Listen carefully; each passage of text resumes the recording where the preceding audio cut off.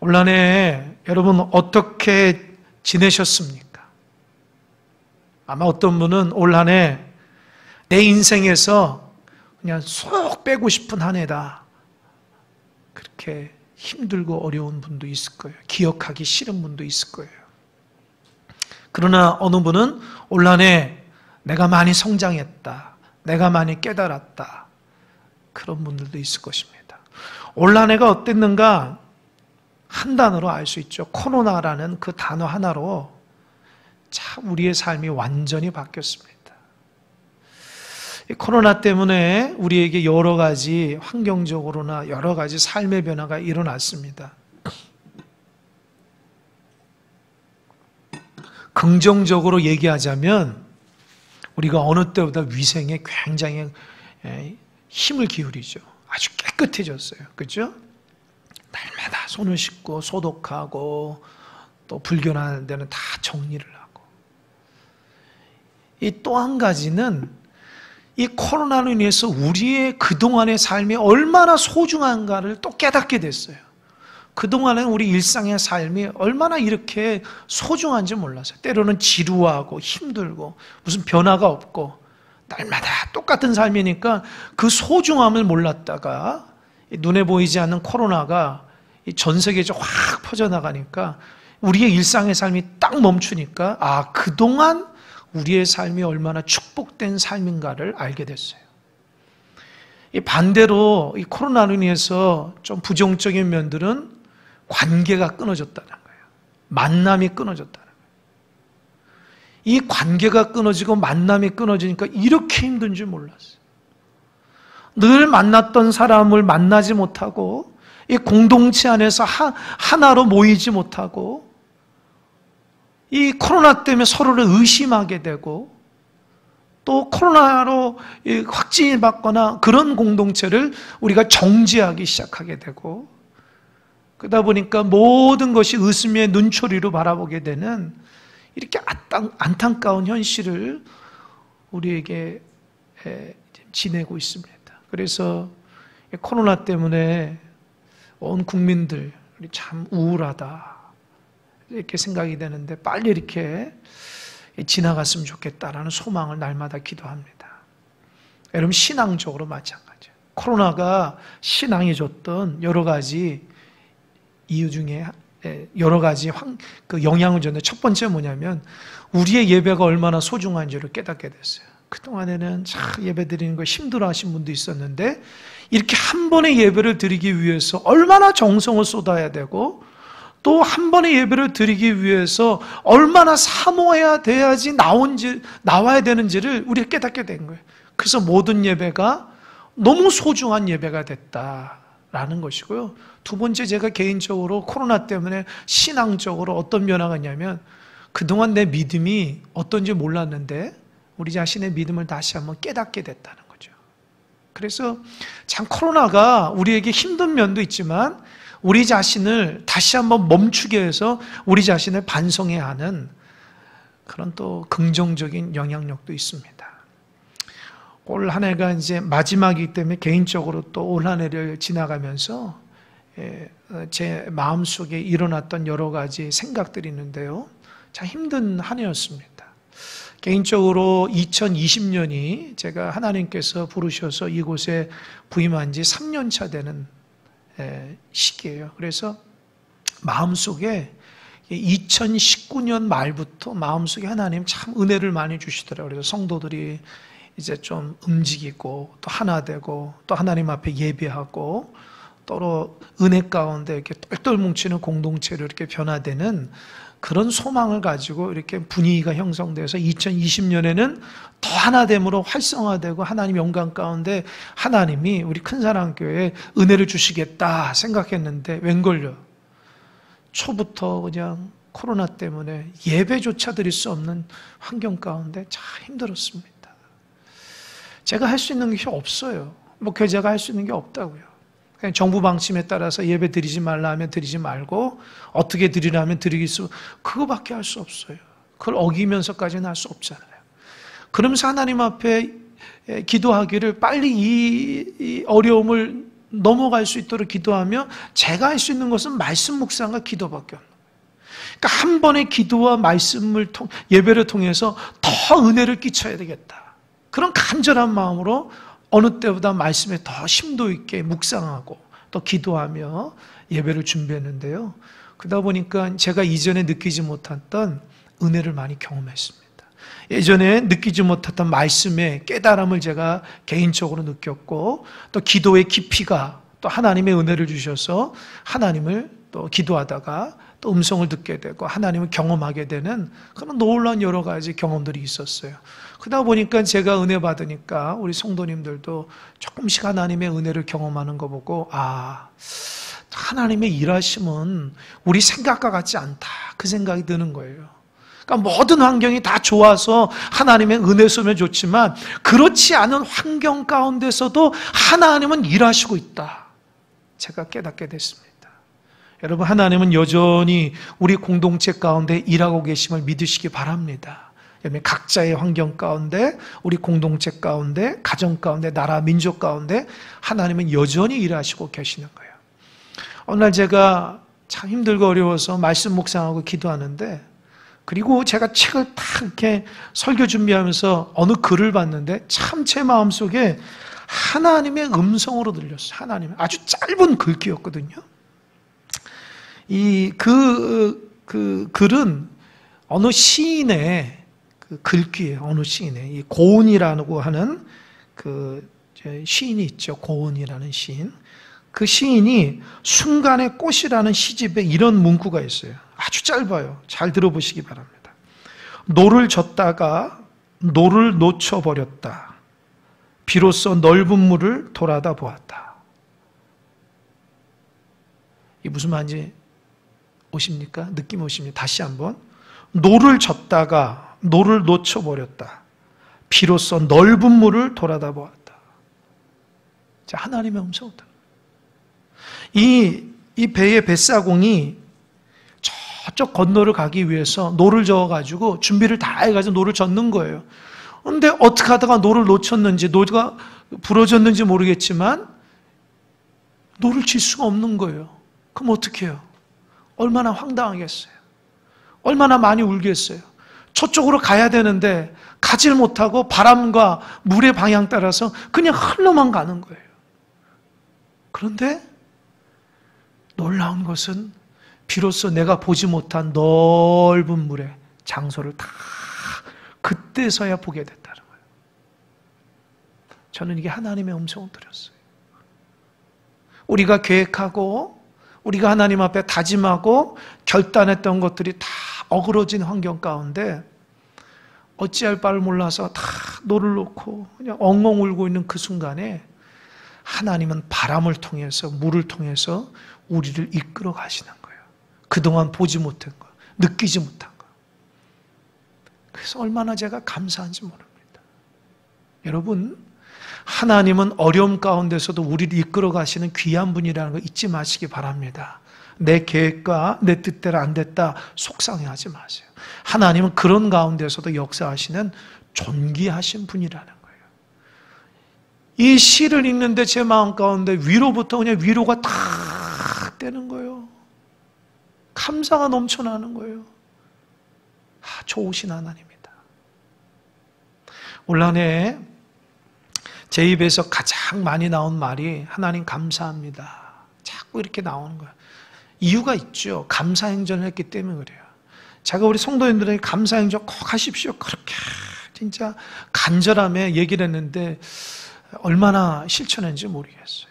근데 여러분, 정말 그렇게 하는 사람은 감사가 넘쳐나는 거예요. 그걸 믿지 못한 사람은 여전히 마음속에 불평, 불만, 힘들고 어려운 상황 가운데 그렇게 사실 수밖에 없어요. 하나님의 복을 주면 그 복을 받고 그렇게 신천하면 되는 거예요. 저는 개인적으로 감사행전을 우리 성도들에 선포했기 때문에 나부터라도 실천하지 않아서 날마다 목양실 가서 기도하면서 감사 제목을 적고 감사의 고백을 하고 기도하며 했습니다. 그래서 일상적인 삶 가운데서 감사합니다, 감사합니다를 속으로 계속 외쳤어요. 여러분, 감사가 회복되니까요 하나님의 은혜가 임하더라고요. 사도 바울이 아주 위대한 감사를 했죠. 아마 여러분들도 좋아하는 그런 말이잖아요. 나의 나 된 것 하나님의 은혜라. 저도 그 마음이 계속 드는 거예요. 그래서 이 송년주일 마지막을 마무리하면서 제가 하나님 어떤 말씀으로 성도들과 나눌까 하다가 나의 나 된 것 하나님의 은혜다. 이 말씀을 묵상하게 했어요. 그래서 오늘 본문의 말씀을 여러분과 함께 나눕니다. 도대체 사도 바울이 어떤 상황 속에서 이런 고백을 해요? 이게 오늘 말씀의 핵심입니다. 나의 나 된 것 하나님의 은혜다. 오늘 본문의 말씀은요, 공교롭게도 부활장이에요. 부활주일에나 말씀을 전할 수 있는 부활에 대한 말씀입니다. 사도 바울이 예수님의 부활에 대해서 아주 정확하고 아름답게 글을 쓴 것이 오늘 고린도전서 15장이에요. 그 말씀을 왜 전했을까? 사도 바울이 고린도 교회에 고린도 전후서를 편지를 쓰면서 이 마음속에 고린도 교회의 안타까움을 바라보면서 서신으로 쓰는 거예요. 고린도 교회는 하나님의 은혜로 세워졌지만 얼마나 문제가 많은 교회인지 몰라요. 그러니까 어느 책을 보니까 이렇게 나오더라고요. 문제 종합 백화점 같은 교회다. 참 표현이 너무 재밌어가지고 제가 여러분을 소개합니다. 문제 종합 백화점이에요.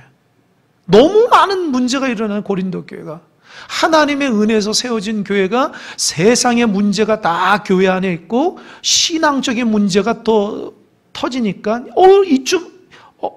어찌 말할 수 없을 정도로 교회가 혼란스럽고 힘들고 어려운 교회가 고린도 교회예요. 여러분, 그렇더라도 하나님 세우신 교회잖아요. 그래서 사도 바울이 그들에게 서신을 쓰면서 피눈물 나는 글을 쓴 거예요. 이런 문제는 이렇게 하고 저런 문제는 하나님의 은혜가 이거고 하나님께서 원하신 대로 이거하면서, 이게 고린도전서를 보면은 참 구구절절 사도 바울의 그 교인들을 향한 바른 신앙의 몸부림이 나온다. 수요일 날 이제 로마서를 끝나면 고린도 전후서를 할 겁니다.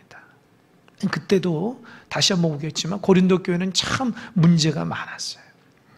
특별히 오늘 본문에서는 부활에 대한 문제가 있었어요. 그러니까 성도들이 예수님의 부활을 믿지를 않는 거예요. 여러분, 신앙의 최고봉이 뭐냐? 기본이 뭐냐? 부활신앙이에요. 예수님의 부활을 믿지 못하는 신앙은 그냥 종교적인 행위밖에 되지 않는 거예요. 기독교가 기독교일 수 있는 것은 예수님의 부활이 있기 때문입니다. 그런데 고린도 교회가 하나님의 은혜로 세워진 교회가 예수님의 부활을 믿지 못하는 거예요. 이 두 가지가, 첫 번째 뭐냐? 그 당시에 기독교를 폄하하고 이 세력을 뻗쳐가는 이 기독교, 부활 신앙으로 인해서 이 신앙이 막 뻗어갈 때에 이 기독교를 폄하하고 방해하고 기독교를 말살하려고 하는 사람들이 어떤 음모론을 꾸미냐면, 예수님이 죽으셨던 그 무덤에 예수님의 시체가 없는 것은 부활해서가 아니라 제자들이 시체를 훔쳤다라는 거예요. 예수님 거기 없지. 그건 다 짜고 쳤다는 거예요. 예수님의 예수님의 시체를 제자들이 몰래 가져가가지고 예수님 부활했다고, 이젠 기독교가 이제 예수님이 죽으면 이제 끝장날 것 같으니까 이 제자들이 위기감에 예수님의 시체를 데려가가지고 어디다 묻고 예수님이 부활했다, 우리 거짓말하는 거다. 이렇게 음모론을 상당수 많은 기독교를 말살하려고 하는 세력들이 이렇게 뻗쳤는데, 많은 사람들이 믿는 자도 그거를 믿어버리는 거예요. 그러니까 고린도 교회도 그거를 믿기 시작하는 거예요. 또 한 가지는, 이 고린도는 헬라 문화권인데 헬라 문화권이 굉장히 철학이 많이 발달하는데요. 이 헬라 철학에는 영혼 불멸이 있습니다. 그러니까 영혼 불멸하니까 영혼은 죽지 않는 것은 이제 고린도 교인들도 아는데, 이 몸이 죽지 않는 것에, 몸의 부활에 대해서는 인정을 하지 않는 거예요. 그러니까 부활하면은 몸이 어떻게 해야 된대? 몸이 어떤 모습이 있는데? 그러면서 예수님의 부활을 믿지 못하고 부정적으로 있는 거죠. 그러니까 사도 바울이 그게 너무 안타까워요. 그래서 고린도 교회에 예수님의 부활에 대해 정확한 것이라고 쓴 서신이 오늘 본문 15장의 말씀이에요. 그러니까 여러분, 이 사도 바울이 목숨 걸고 쓴 거예요. 부활의 신앙은요, 부활 신앙은 기독교의 가장 기본적인 핵심적인 신앙인데, 이 부활 신앙이 없어지면 이제 고린도 교회는 끝장난다, 그런 생각을 가지고 아주 구구절절 쓴 거예요. 이 고린도 전서 15장에 사도 바울이 부활에 대해서 3가지를 얘기하고 있다고요. 이 예수님의 부활에 대해서 3가지를 얘기하는데, 첫 번째는 뭐냐? 예수님의 부활은 성경에서 말씀하신 것이다.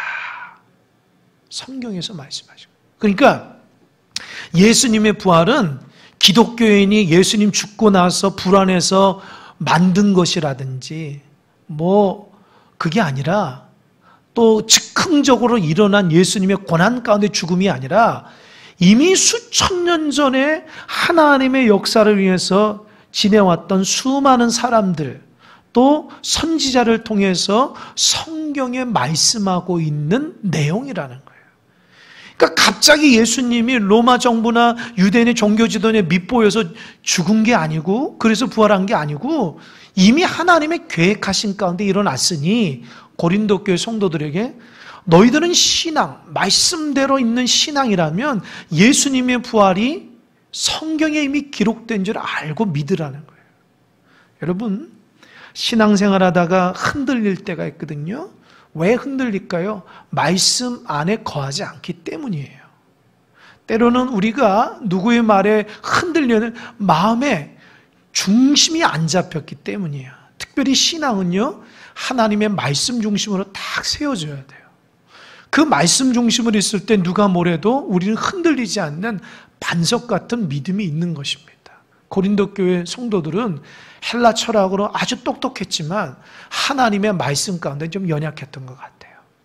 여러분, 우리는 모두 다 하나님의 말씀을 주권으로 그 말씀을 마음판에 새겨서 예수님의 부활이 즉흥적인 사건이 아니라 우리에게 정말 이미 말씀하시고 예고하신 그 놀라운 성경대로 역사라는 것을 꼭 믿으시기 바랍니다. 그래서 여러분들도 부활에 대한 신앙이 의심스러운 분은 꼭 성경을 읽으세요. 그 성경의 역사대로 하나님께서 이미 말씀하신 것이 부활 신앙이라고요. 두 번째로는 사도 바울이 이 부활을 믿지 못하는 고린도 교회 성도들에게 예수님의 부활을 어떻게 확정하냐면, 예수님의 부활을 봤던 증인들이 아직까지 살아있다는 거예요. 그게 두 번째 사도 바울이 고린도 교회 권면이에요.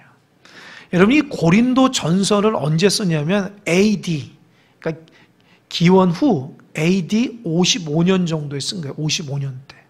그러면 예수님의 죽으심과 부활 사건은 언제 일어나냐면 AD 33년 정도 되죠. 그러니까 어때요? 33년에서 53년까지는 20년밖에 안 걸리거든요. 그러니까 예수님의 십자가 사건을 목격하고 예수님의 부활하심으로 찾아와서 만났던 그 사건이 20년 전이라는 거예요. 그러니까 20년 전에 경험했던 사람이 아직도 죽지 않고 살아서 그들이 예수님의 고난과 부활을 경험했던 사람이 살아있는 사람이 다반이라는 거예요. 그런데도 어찌 믿지 못하냐는 거예요. 그들 중에 몇 분은 사고나 나이가 많아서 돌아가신 분도 있지만, 그러나 대다수는 아직도 살아있다라는 거예요. 이게 사도 바울이 이 고린도 교회가 부활을 믿지 못하는 에스테의 권면의 말씀이에요. 야, 그 예수님의 부활을 경험한 사람이 여기 있다. 근데 아직까지도 믿지 못하면 그 사람들이 예수님을 만난 그 고백을, 경험을 믿지 못하면 어떻게 신앙의 삶을 살 수 있겠냐. 그렇게 얘기합니다. 우리가 각자마다 신앙생활하면서 예수님을 인격적으로 만난다고요. 그 예수님을 인격적으로 만나면 그 만남에 대한 강렬함이 내 삶을 바뀌기 때문에 그 말에 힘이 있습니다. 진정성이 있어요. 그래서 누구에게 복음을 전하거나 누구에게 내 삶에 대해서 예수님 만남 간증을 하게 되면 그 사람이 감동을 받게 돼 있어요. 그죠? 그러니까 예수님 만난 사람이, 예수님의 부활을 경험한 사람이 고린도 교회 주변에 많은데도 불구하고 어찌 그들의 말을 듣지 않냐는 거예요. 여러분, 우리가 예수님 만난 그 경험을 소중하게 여기고 그 소중한 고백들을 마음속에 긍정적으로 받아들일 수 있어야 돼요. 그래야지 공동체가 참 아름답게 성장할 수 있습니다. 예수님이 부활하시고 나서 여인들을 만났죠. 베드로를 만났죠. 12명의 제자들을 만났고 나중에는 500여 형제를 만났고 그 뒤로 수많은 사람들 만났다는 거예요. 그러니까 예수님의 부활은 역사적인 사건이지 꾸며낸 얘기가 아니니까 너희들의 그 신앙이 흔들리지 말고 예수님의 부활을 경험한 사람들 한번 물어보라는 거예요. 직접 그들이 어떻게 예수님이 처절하게 십자가에 죽으셨고 어떻게 예수님 부활해서 나에게 나타나는가를 좀 들어보라는 거예요. 도마가 있지 않습니까? 도마는 예수님이 부활했다는 것을 몰랐잖아요. 그러니까 도마가 없을 때 예수님이 제자들에게 나타났거든요. 근데 며칠 있다가 도마가 예수님이 나타났다고 얘기하니까 제자들의 말을 듣지 않아요. 야, 거짓말 말아라. 내가 예수님의 손자국에 못 자고 옆구리에 칼자국에 내 손을 넣어보지 않고서는 내가 도저히 못 믿겠다. 그 말하는 순간 예수님이 그곳에 오셨어요. 그리고 정말 예수님의 손자국과 손에 난 못자국과 옆구리 창자국을 만져보고 정말 부활하신 주님 만나죠. 그래서 나의 주님이시여 나의 하나님이라고 고백했어요.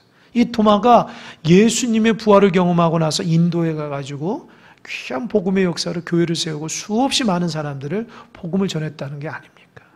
예수님을 경험하지 못했지만 그러나 예수님의 놀라운 나중에 경험함으로 삶이 달라졌던 것처럼 사도 바울 마음속에는 고린도 교회 성도들이 부활하신 주님을 좀 만났으면 좋겠고 부활하신 주님을 경험했던 사람을 통해서 예수님을 만났으면 좋겠다는 거예요.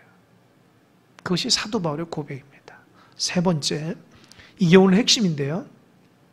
사도 바울이 나는 부활의 경험자는 나는 예수님이 부활한 걸 직접 경험했다는 거예요. 이게 가장 설득력이 있어요.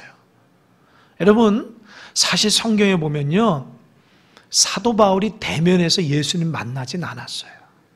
그래서 이 성경을 공격하는 사람들의 대부분이 포인트가 야 사도 바울이 자기 눈으로 예수님 만나지도 않는데 다 뻥 아니냐 이렇게 공격하는 사람들도 있어요. 그러나 여러분 성경에 분명히 있지만 환상 가운데 직접 만났다는 거죠. 직접.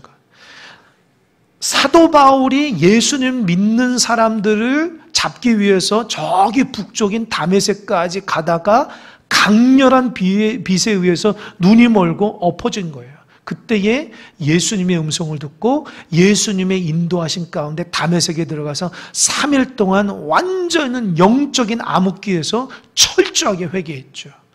그때 예수님을 진짜 만났어요. 그리고 나서 바로 복음 전도가 되는데 그때 사도 바울이 나중에 썼던 서신으로 보면은 주님이 끊임없이 자기 안에 계시고 끊임없이 말씀하고 있다는 거예요. 그러니까 부활하신 주님이 다른 데 계신 것이 아니라 자기 안에 있다는 것에 대해서 구구절절히 얘기해요. 그러니까 이 사도 바울은 부활하신 주님을 자기 마음속에 모시고 살아가는 위대한 사도라는 거예요. 근데 사도 바울이 그렇게 얘기해요. 예수님이 부활해서 맨 나중에 만삭되지 못해서 나처럼 형편에는 나에게도 나타났다는 거예요. 그러니까 맨 나중에 나한테 나타났다는 건 뭐예요? 정말 하나님의 특별한 은혜가 나한테 임했다는 거예요. 나는 그런 자격도 안 되는데. 그러면서 사도 바울이 9절 한번 볼까요? 9절이 이렇게 써있다고요. 9절을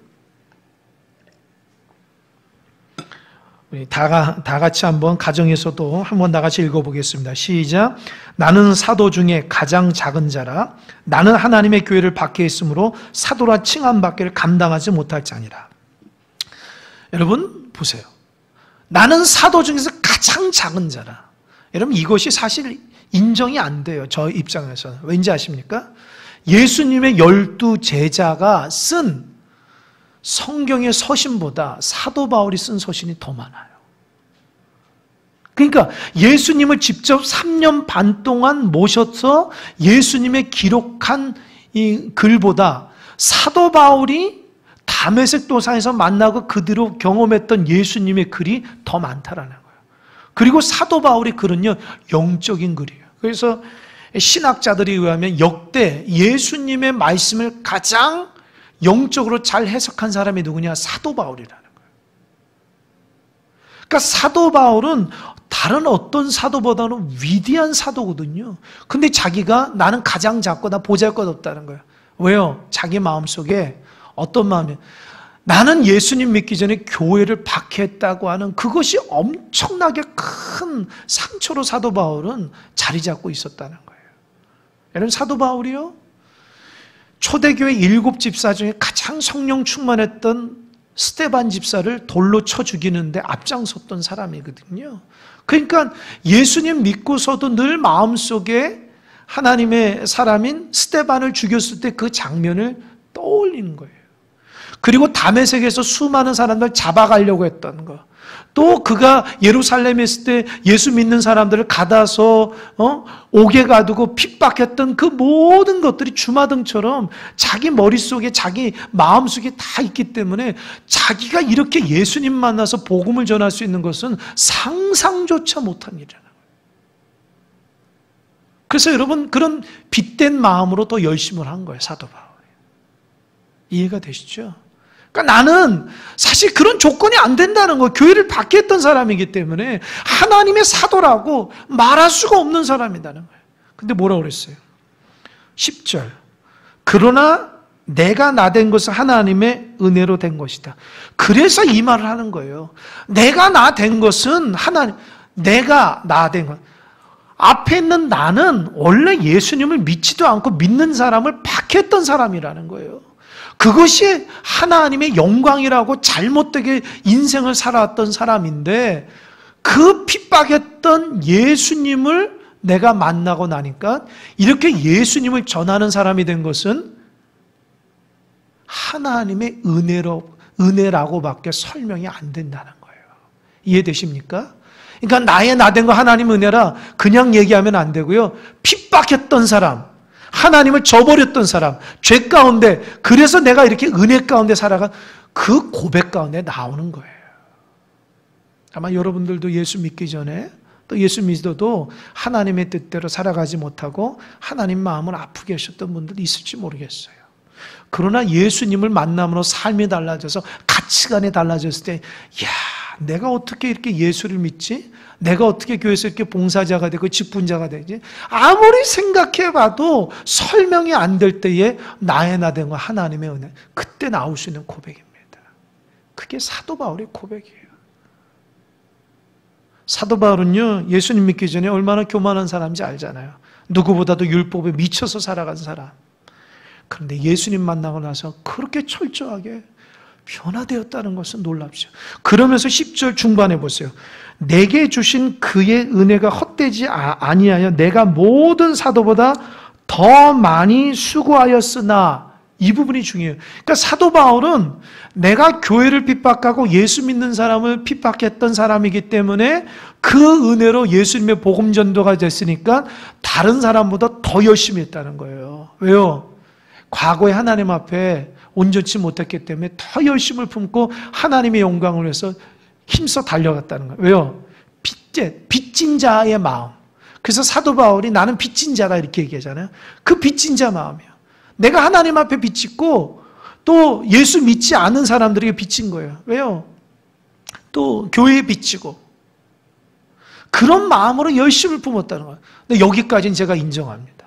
근데 여러분, 나머지 부분에 제가 감동이 오는 거예요. 잘 들어보세요. 10절 다시 한번 읽어보겠습니다. 다 같이 시작. 그러나 내가 나 된 것은 하나님의 은혜로 된 것이니 내게 주신 그의 은혜가 헛되지 아니하여 내가 모든 사도보다 더 많이 수고하였으나 내가 한 것이 아니야 오직 나와 함께 하신 하나님의 은혜로라. 이해되십니까? 정리하면 그래요. 나는 도저히 예수님을 이렇게 영접하고 전도자가 될 수 있는 사람이 아닌데 내가 이렇게 전도자가 될 수 있었던 것은 내가 빚진 자의 마음으로 정말 열심히 달려갔다는 거예요. 어떤 사도보다. 그래서 여러분, 사도 바울이 33년에 예수님을 만나고 변화돼서 64년에 네로 황제에 의해서 죽었거든요. 그러면 한 30년 정도 되잖아요. 30년. 30년 정도 오직 예수님을 위해서 힘써 달려간 거예요. 그 중에 10년 정도는 전 세계를 돌아다니면서 1차, 2차, 3차 전도를 하면서 가는 곳마다 교회를 세우고 수많은 사람들을 세웠거든요. 그렇게 위대하게 만든 그 놀라운 사역자인데 사도 바울 마음속에 내가 그거 빚 갚는 심정으로 열심히 했다는 거예요. 그러니까 마음속에 지금 이 글을 쓰면서 어떤 마음이 있냐면 나 참 수고했지. 맞아, 나 참 수고했어. 그때 어느 마을에 들어갈 때는 돌에 맞아 죽을 뻔했는데 그냥 던져져가지고 하나님 나 살려줘가지고 다시 이렇게 하고, 내가 수없이 많은 일을 겪으면서도 감옥에 있으면서도 수없이 많은 다 인내하며 달려갔어. 그러면서 사도 바울이 자기 자신에게 너 참 수고했다. 그런 마음이 아니라 뭐라고 그랬어요? 그러나 내가 한 게 아니라는 거예요. 그렇게 빚된 마음으로 최선을 다해서 열심히 달려 내가 한 게 아니라 나와 함께 하신 하나님께서 하신 하나님의 은혜라는 거예요. 할렐루야. 저는 이 부분에 감동을 받아요. 우리가 열심히 한 거 내가 한 것이 아니라 그것마저도 하나님의 은혜라는 겁니다. 제가 이 말씀 보면서 많이 감동을 받고요. 사도 바울의 그 깊이 있는 영적인 깨달음을, 핍박자였던 자가 은혜자로 바뀌어서 열심히 복음을 전하는데 누구보다 최선을 다하는 거, 저는 개인적으로 사도 바울이 열정과 헌신이 있기 때문에 생각했는데 사도 바울은 그게 아니다. 내가 한 게 아니라 나와 함께 하신 하나님이 하셨다. 하나님의 은혜라는 거예요. 온라인에 여러분 어떻게 달려갔습니까? 어떤 분들은 힘들고 어려워도 인내하자. 조금 지나가면 이겨낼 수 있어. 좋은 날 올 거야. 그러면서 인내하면서 마음속에 다짐하면서, 그래서 온라인에 내가 믿음 변치 않고 이렇게 온 거 진짜 나의 수고로움이 있어. 혹시 마음속에 그런 마음 가지고 있다면 그런 마음 갖지 마십시오. 그것도 하나님의 은혜고요. 하나님이 하신 거 하나님의 감동이라는 거예요. 2020년 첫 주부터 2020년 12월 마지막 주까지 달려오는 이때까지 우리의 수고로움이 아니라 우리 안에 계시는 하나님께서 우리를 이끌어 가셨다고 하는, 그래서 모든 것이 하나님의 은혜라고 하는 이 사도 바울의 고백이 우리의 고백이 되시길 바랍니다. 그래서 사실 우리가 자랑할 게 없어요. 모두 다 하나님의 은혜라고요. 우리 모두 다 내세울 것도 없고 다 은혜라고요. 너무 부족하다고요. 혹시 이 예배로, 온라인 예배로 가정 가운데서 예배 드리신 분들, 온라인의 믿음이 부족하고 연약해도 변치 않은 하나님의 은혜를 이끌어 가심을 믿으시기 바랍니다. 흔들리지 않고 끝까지 믿음으로 달려가신 분도 여러분이 잘나서가 아니라 하나님께서 여러분 감동 주셔서 마지막까지 이끌어 가셨다는 거 잊지 마시기 바랍니다. 큰 사랑 교회가 온라인에 1년 정도 이 어렵고 힘들어도 버티고 인도하셨던 것은, 갈 수 있었던 것은 그 누구의 노력이 아니라 하나님의 섭리고 은혜라는 거예요. 은혜로 시작했다 은혜로 마감해야 되고요. 내년도 은혜로 시작하고 은혜로 달려가야 됩니다. 그게 신앙입니다. 하나님이 건강 안 주시면요, 신앙생활 못하죠. 하나님 은혜 안 주시면요, 우리가 어떻게 하나님 사랑할 수 있겠습니까? 하나님께서 우리 생업을 지켜주지 않으면 우리가 어떻게 먹고 살 수 있겠습니까? 하나님께서 우리 가정 지켜주지 않으면 우리가 어떻게 이렇게 평안에 살 수 있겠습니까? 하나님이 없으면 어떻게 우리가 이렇게 살아갈 수 있습니까? 근데 우리가 하는 것처럼 우리가 노력하고 우리가 열심을 다해서 먹고 산 것 같고 우리가 열심히 해서 예배한 것 같고, 그게 아니라는 거예요. 사도 바울은 내가 한 것이 아니라 나와 함께 하신 하나님의 은혜라. 그러니 고린도 교인들한테 부활신앙을 갖고 믿음을 끝까지 달려가라는 거예요. 말씀을 맺겠습니다. 여러분, 하나님 앞에 감사하고 은혜를 높이는 여러분 되시면 좋겠습니다. 현실이 힘들고 어려워도 이것을 이끌어 가신 하나님의 특별한 은혜가 있는 줄 믿으시기 바랍니다.